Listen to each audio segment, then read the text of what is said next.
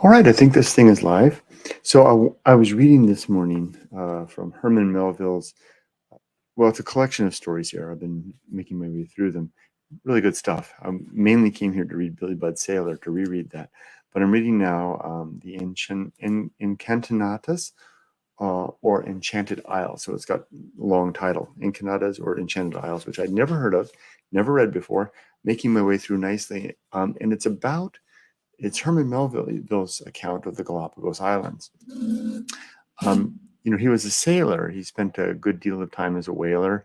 Also sailed a lot all over the place. And it sounds like he's been to the Galapagos several times from reading this. So I wanted to show you some of what I'm discovering as I read, which is very interesting. Expect the dogs to bark. I think Yumiko's about to get up. They'll have their say. So he's going through in the book here. It's called, here's the chapter. It's a short story, the Encantadas, which I believe is Spanish, or in English that would be the Enchanted Islands. It begins. Each of the stories begin with a long section from Canto, the Greek poet. Let's see. This would be one. Let's see Spencer's, Canto. So it's really hard to understand. I couldn't understand this bit of poetic verse here, and every piece begins that. So he has a first sketch talking about the islands at large. And then he goes on to begin to deal with each of the islands in turn.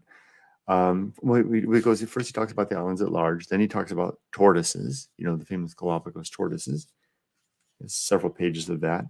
And then something called Roca Rodondo, which I think I can find. Let's see if we can bring that up on the map.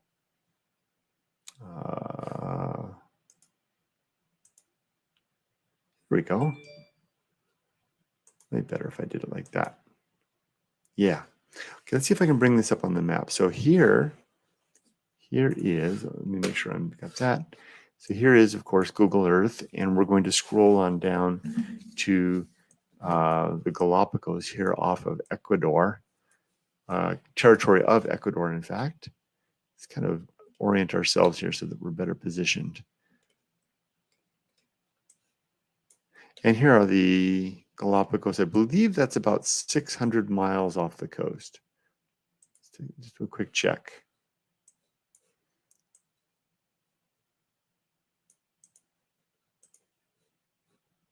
There we go. In terms of kilometers, 1,216. In terms of miles, 750. Oh wait, I've gone too far. Yeah, 664. Oh, I guess it depends on where the first one would be, right? So here, bring this over there. Yeah, just about spot on, 600 miles. That's not me talking. That was Herman Melville's estimate. So he described some interesting stuff. He said that the Galapagos went without discovery for a long time due to the fact that mariners traveling from Europe, traveling along the coast here, were afraid to venture very far away from the coast. There was a fear that if you got outside of land here, that the currents would, push you out here into the deep blue, and you'd never get back. So the mariners that were making their way, they would come from Europe, go around this is Cape Horn, I think, or Cape Hope. Which one is this? Go around here and then make their way up. And they would skirt the coast all the way up. And what would happen was that it was making terrible headway through here because of the awful winds and the currents that were prone to this area right here. They would like take months sometimes to pass through this area. Very difficult passage, until one day a very brave and intrepid explorer decided that to hell with that, I'm going to push out to sea well beyond the side of land and try to make my way down. So he was coming south, and somewhere up here he decided, I'm going to push out here and make my way down. And he found that the passage was quite nice. The winds were favorable to that passage, and he had no problem. And that then opened this area up to passage, and that's how the Galapagos were eventually discovered by the Europeans, was by coming out here to cross this sea here and then banging into the Galapagos, which are right here. Now, of course, the Galapagos are famous for many things, but most notably for Charles Darwin's Origin of Species. I've got a copy right here.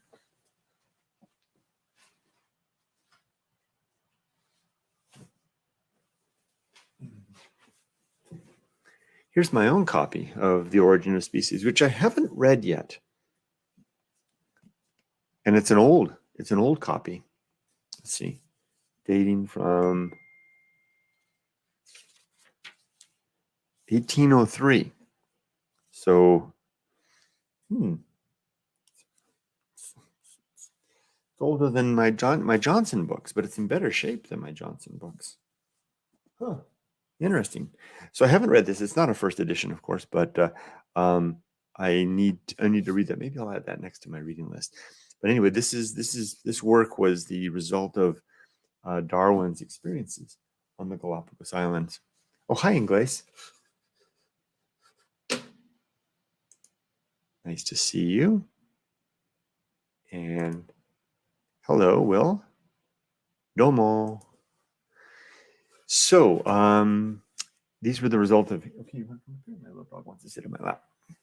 So this was the result. So now here are the Galapagos, 600 miles off the coast, and you'd have to go another 5,000 miles west before you'd run into Polynesian islands. So in describing this, so Herman Melville describes the Galapagos in general. I remember he'd been there on a sailing ship as a whaler, I think.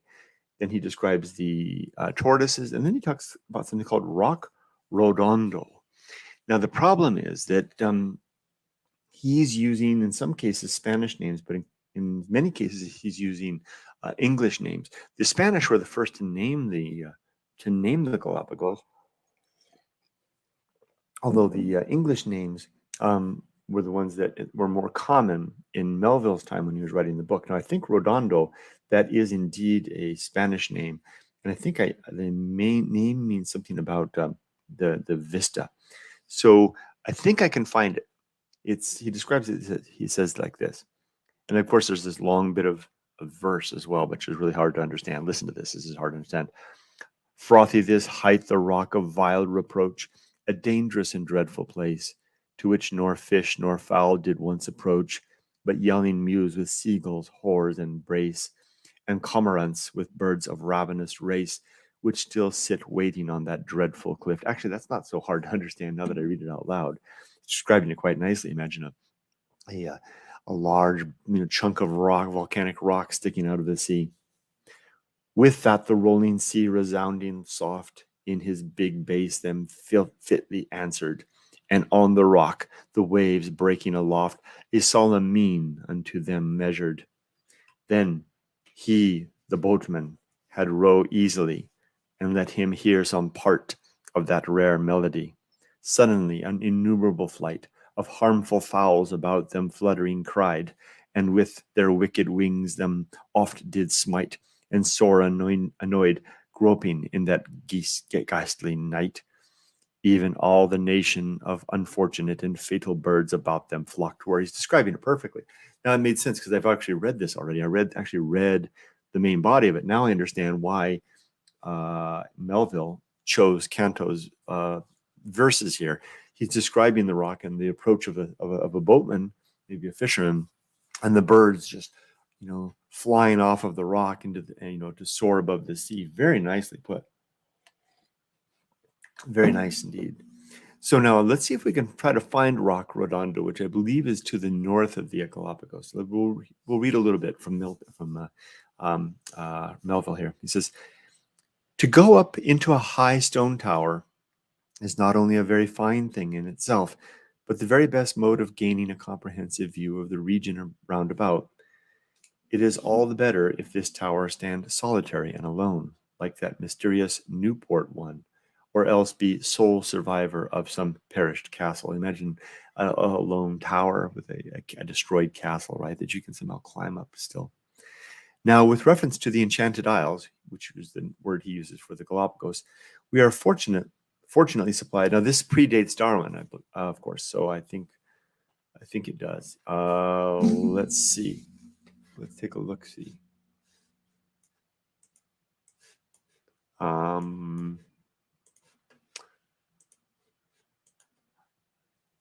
Charles Darwin publish Origin of Species. Now I know he worked on Origin of Species for like 20 years. 1859 was when he finally published it, kind of forced into publishing it by Wallace, who came up with his own similar idea. And let's see, Herman Melville, 1859. Let's put that in our mind. Publish the Enchanted Isles. There it is. So 1859 for Origin of Species, and probably about 20 years before that, or he was there. And the Enchantadas was 1854.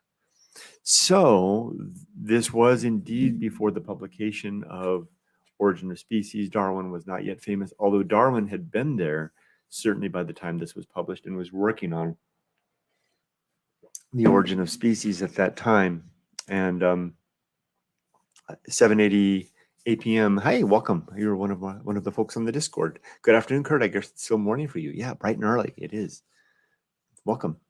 So he had, by that time, Darwin was hard at work. Darwin was just 5 years away from publishing The Origin of Species when this book was written. So let's continue. So he's describing a solitary, like a fortress that he would climb. He says, now with reference to the Enchanted Isles, the Galapagos, we are fortunately supplied with just such a noble point of observation in a remarkable rock, from its peculiar figure called of old by the Spaniards Roca Rodondo, or round rock, some 250 feet high, rising straight from the sea, 10 miles from land, with the whole mountainous group to the south and east.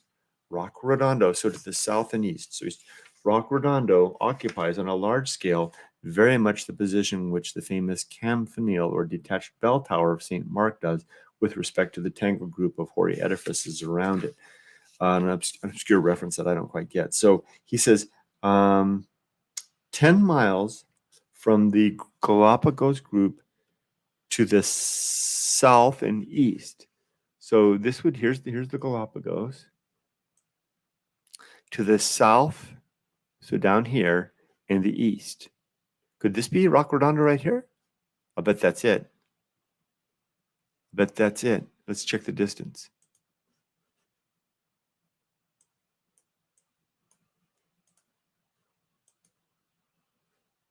Come on. 30 miles. Okay, clear that. Okay, go ahead and get rid of that. So that's too far. I don't see anything. Okay, 10 miles would mean that it would be about here. Let's see that again.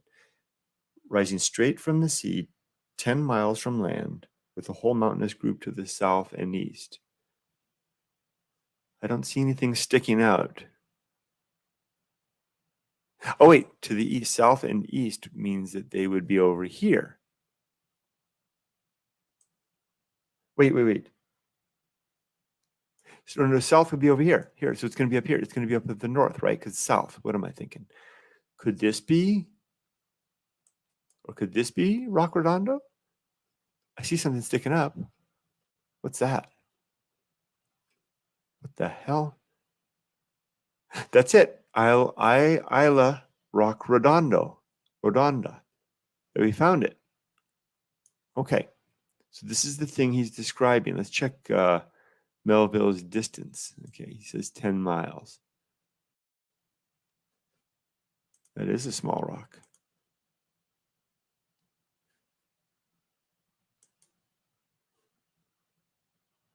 Okay, more like 14. Okay, but that'll do. This little bit of thing sticking up here. See if we can get a slightly better look at it. Wonder if I can do. Come on. Kind of get a view of it. You can kind of see how it's There's no 3D action here. I wonder what's causing this trail of foam all coming off of here, I wonder. That's interesting. Let's hear what he has to say about it.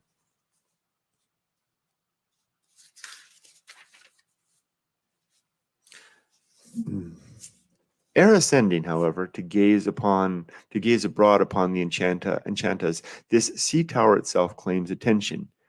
It is visible at the distance of 30 miles and fully participating in that enchantment which pervades the group, which, when first seen afar, invariably is mistaken for a sail. I could see the white, right?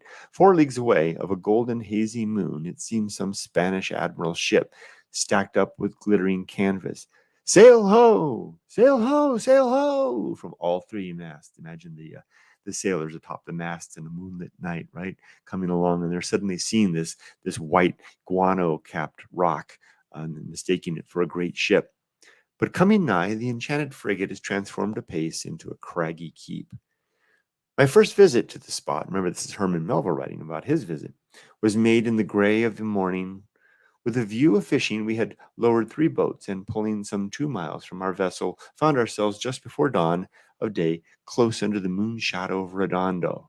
Its aspect was heightened and yet softened by the strange double twilight of the hour. So imagine him showing up, and so if it was near the morning, that would mean the full moon would have been to the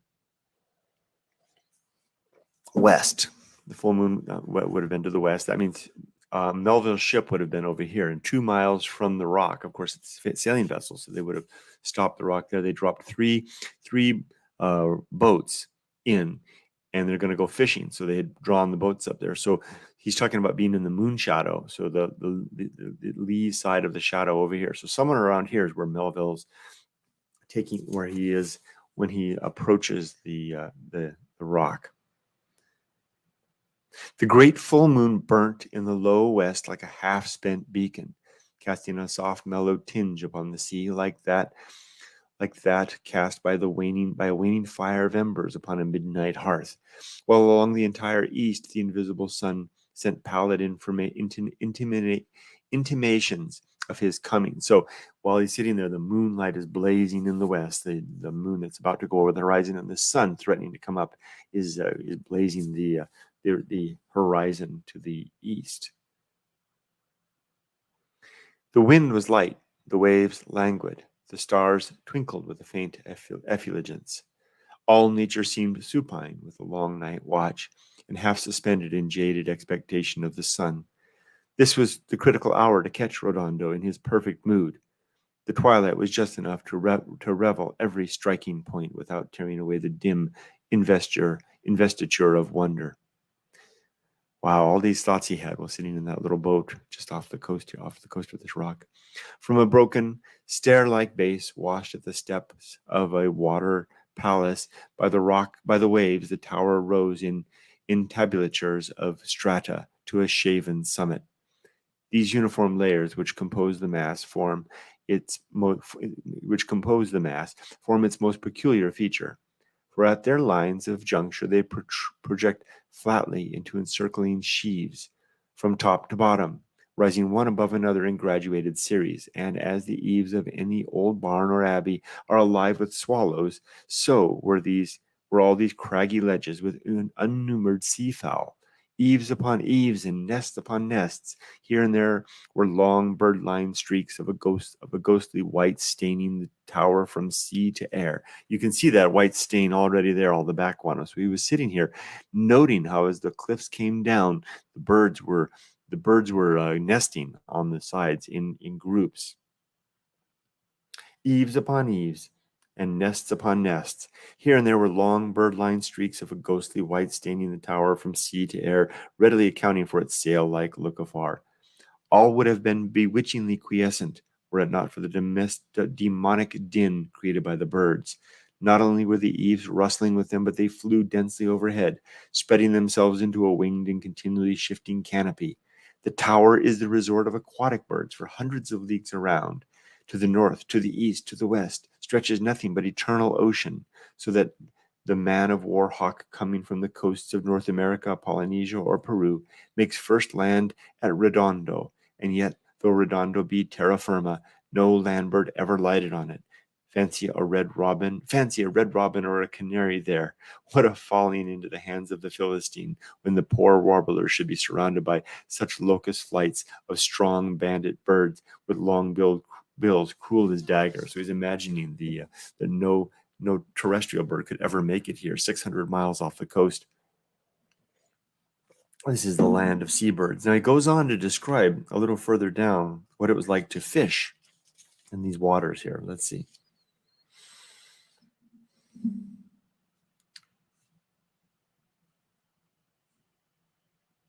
He says here, let's describe the fishing. The winged lit life clouding Rodondo on that well-remembered morning, I saw had its full counterpart. And remember, he's sitting right off the coast of this rock, somewhere right around here, dropping fishing lines in the water to catch fish for the ship, which is probably anchored about 2 miles out. So maybe his ship is about 2 miles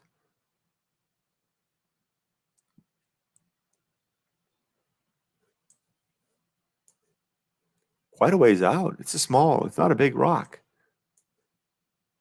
So the ship is somewhere out here, maybe about right about there. And they are fishing right about here. And he says, so he's describing the fish, what it was like to see the fish. He says, the winged life clouding Rodondo on that well-remembered morning, I saw had its full counterpart in the finny hosts which peopled the waters at its base. Below the waterline, the rock rim seemed one honeycomb of grottos, affording labyrinthine lurking places for swarms of fairy fish. All were stranger. Remember, this is right on the equator, so this is tropical, so to speak. But there's cold water, I think. All were strange, many exceedingly beautiful, and would have well graced the costliest glass globes in which goldfish are kept for a show. Nothing was more striking than the complete novelty of many individuals of this multitude. Here hues were seen as yet unpainted in figures which were unengraved, so he'd never seen fish quite like this. Now he can see the shoals of fish just at the surface and deeper down. He'll describe in the next paragraph, bigger fish lurking. To show the multitude, avidity, and nameless fearlessness of tameness of these fish, let me say that often marking through clear spaces of water, temporarily made so by the concentric dartings of the fish above the surface, certain larger and less unwary whites, which swam slow and deep, our anglers would cautiously essay to drop their lines down to these last, but in vain, there being no passing the uppermost zone. So they're seeing the big fish. Every now and then there'd be a clearing in the schools above, and they would see big, slow-moving fish deeper. And they wanted those fish. They would try to drop their line down to those fish, but to no avail, because, but in vain, there was no passing the uppermost zone. No sooner did the hook touch the sea than 100 infatuates contended for the honor of capture. Poor fish of Redondo, in your victimized confidence. Oh, sorry. Put you down on the chair there. In your victimized confidence, you are of the number of those who inconsiderately trust while they do not understand human nature. So there we go. So now he's seeing he's noting the rock itself. He's noting the birds and the fish. He says, the last bit here. But the dawn is now fairly day. Band after band, the sea fowl sail away to forage the deep for their food. So the birds are all leaving the rock. The tower is left solitary, save the fish caves at its base.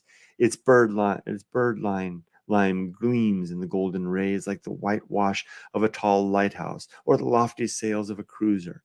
This moment, doubtless, while we know it to be a dead desert rock, other voyagers are taking oaths.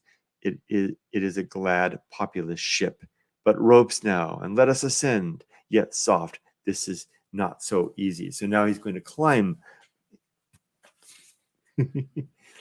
Switch back here a little bit. So now he's going to climb. Melville is going to climb this great rock. Now I'll leave it to you to go ahead and read the rest of that. He climbs and he describes what it's like to climb through these layers of seabirds up to the top. Now let's just see if we can take a look, because we can't really get a good glimpse of Roca Rodondo from here. But let's see if we can get a look at it in the old Google machine. Roca Rodondo.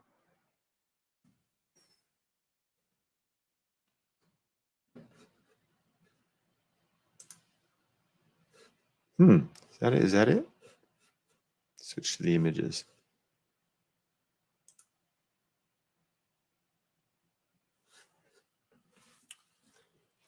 So this seems to be it. This is from Wikipedia.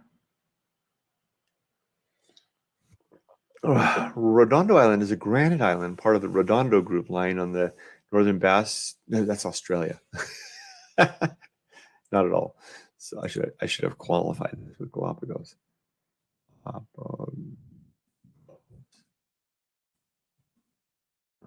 Galapagos. Okay, here we go. Roca Rodondo, Galapagos Islands.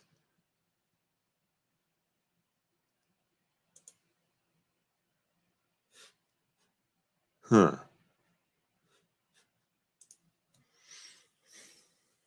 Okay, that's a pretty good view of it, huh? Okay, so that's what Herman Melville is describing. Oh, well, let me make that bigger for you. Yeah, and he somehow climbed this. He describes that as, he says, before you try to climb this, you need to be qualified to climb it. You have to like sail 3 times around the world. Let's see. He says, this is what you need to do, prerequisite to climbing this rock. He says, if you seek to ascend Roca Rodondo, take the following prescription. Go 3 voyages around the world in a sailing ship as a main royal man of the tallest frigate that floats. Then serve a year or 2 apprenticeship to the guides who conduct strangers up the peak of Tenerife, and as many more, respectively, to a rope dancer, an Indian juggler, and a chamois. This done, come and be rewarded by the view of our tower. How to get there we alone know. If we sought to tell others, what the wiser were they. Suffice it that here at the summit you and I stand. Does any balloonist, does any outlooking man in the moon take a broader view of space? Much thus, one fancies, look the universe from Milton's celestial battlements, a boundless watery Kentucky. Here Daniel Boone would have dwelt content. So he's referring there, just a second.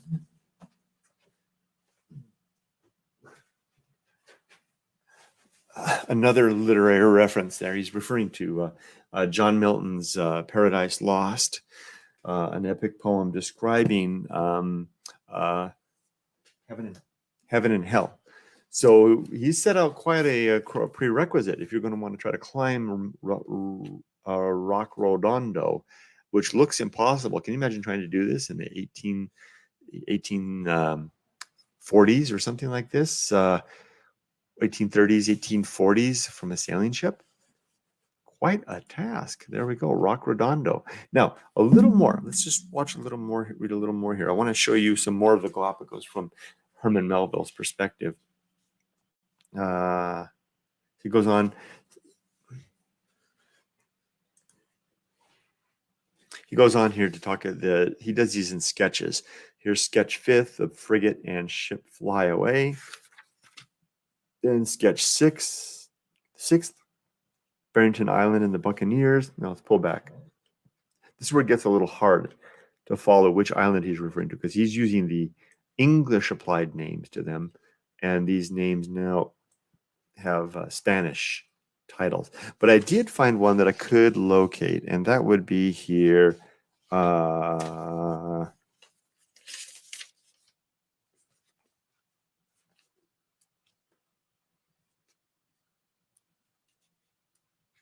Oh yeah, here it is. It's a long bit. It's well, he calls it. We'll get to the name of it. It's this island right here, this long one right here. And here's another one where, if you're going to study the classics, it's really good to read the Bible. My Bible is sitting right there, and I read 1 chapter a day every day. I read this morning. I read Ezekiel 5. One of the reasons that I read it, well, of course, is that I'm endlessly curious about the beliefs of Christians, and I want to as I'm not a Christian myself, I want to make sure that I understand what I'm rejecting. Why do I not do that with other religions? Well, it's not my cultural religion. So Christianity is the main religion of my culture. So it's the one that my family and friends and the people I interact with most. And it happens all the time. I mean, just last week, someone sat at work and sat down with me and asked me if I knew Jesus and asked me if he could come and talk to me about Jesus. So this happens. So I need to understand their ideas and perspective in order to be able to converse well with them and come from an informed perspective. But it also really, really helps if you're going to read classical literature. For example, this sketch fourth is called, and there's no footnote here, you just have to know it. It says, a Pisgah view from the rock. Now, I know what that is because I read my Bible. Pisgah is the rock that Moses stood on just before he died, at the edge of the Promised Land, looking over the Golan Heights down onto the River Jordan. That he had brought the people that he had brought the Israelites through the desert after 40 years of wandering. He was about to die because God said that none of his generation could enter into the Promised Land. So this is Herman Melville referencing a Pisgah view from the rock. From, I think he means that from Roca Rodondo. So if you do climb Roca Rodondo, you will be rewarded with a view and a vista, the equivalent of Moses's view from Pisgah. At least you have a nice literary reference to that effect. Quite a promise, Mr. Melville. Oh, there's Nico. Hold on, let me get you going.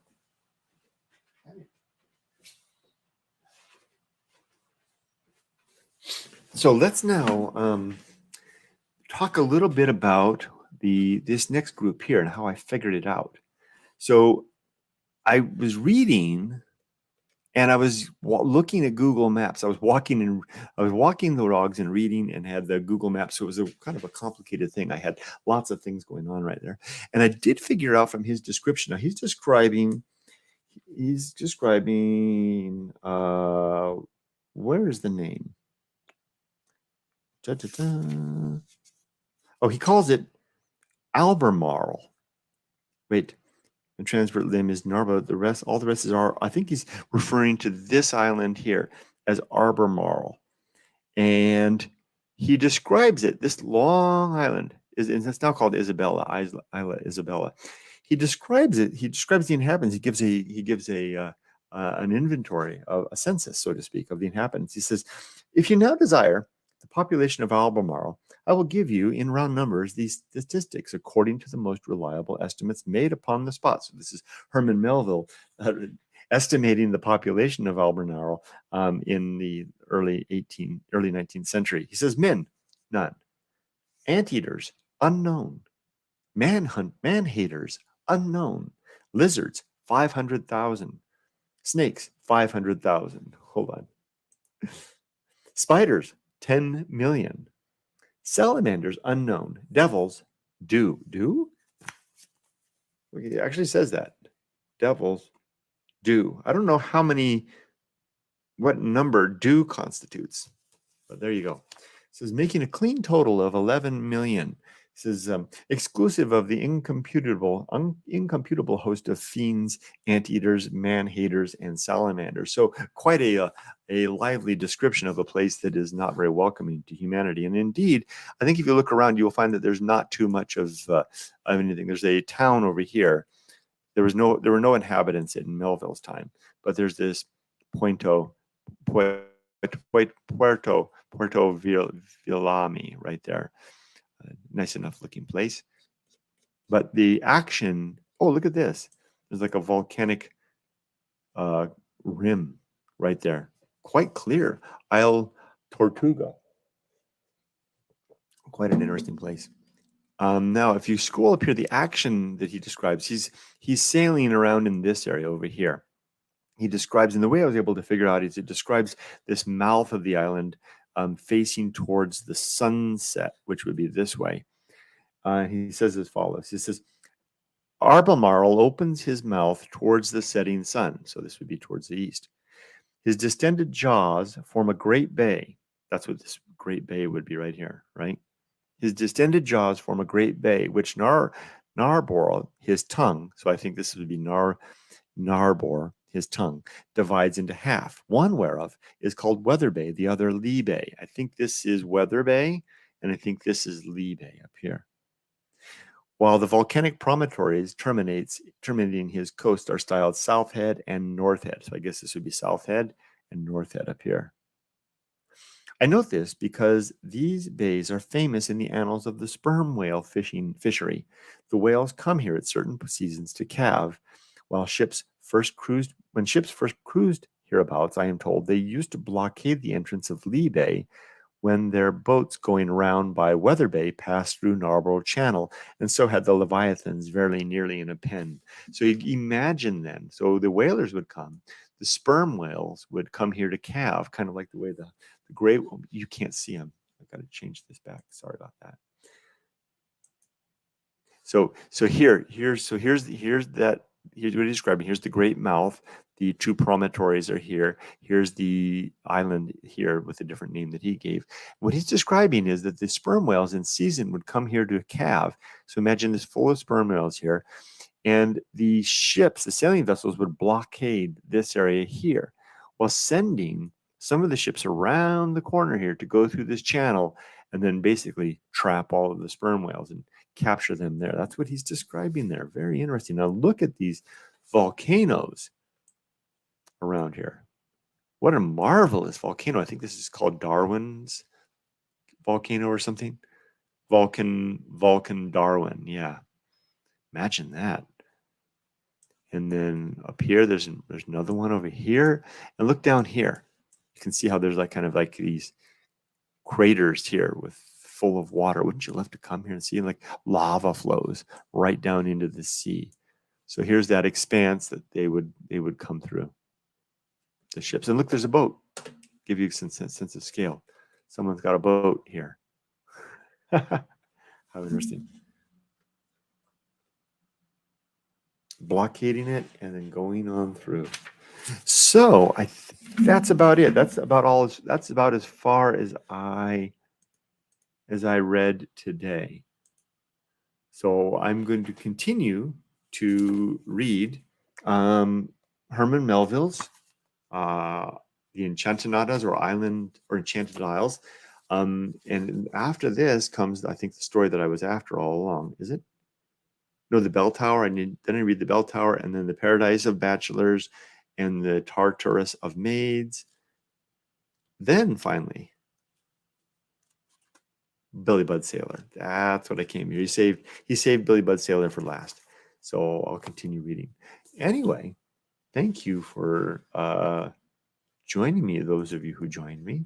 As for the day, I'm planning, Miko and I, she's getting ready right now. We're going to head on out. We're going to go down and take care of some things today.